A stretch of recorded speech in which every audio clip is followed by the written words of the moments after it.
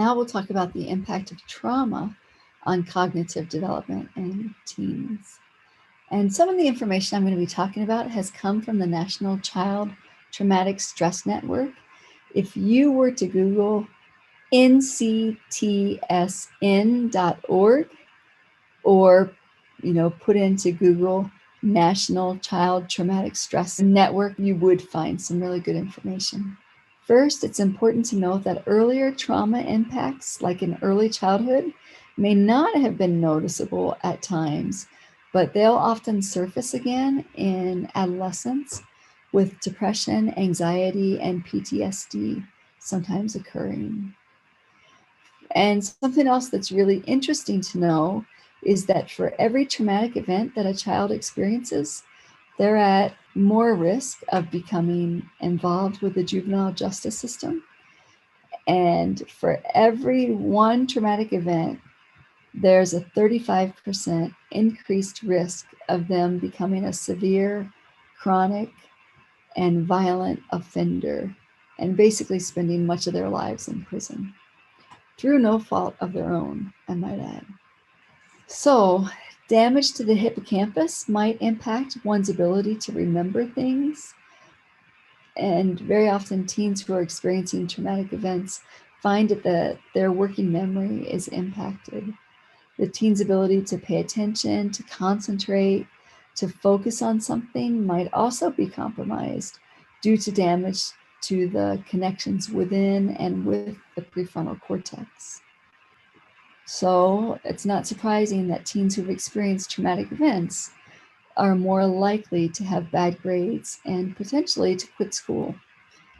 There might be delays in brain development in a number of different areas, making teens engage in risky behavior for a longer period of time, not be able to think about or understand the consequences of their behavior, and not understand how dangerous a situation might be.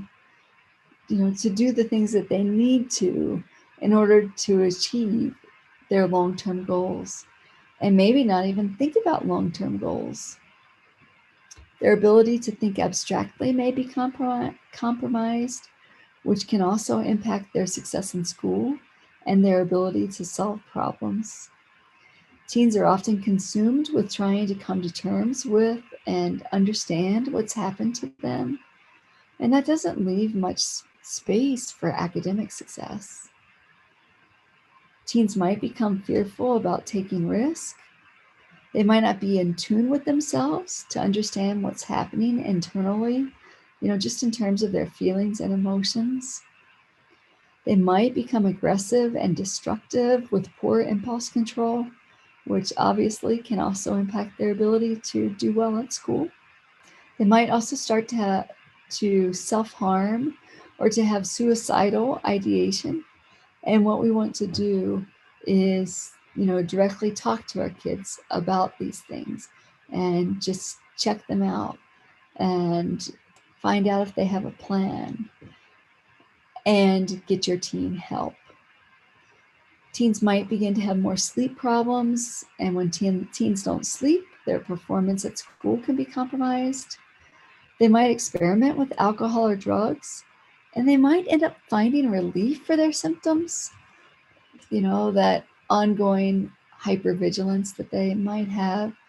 And as a result, they might begin to use substances more and more often, which can both directly and indirectly impact their academic success.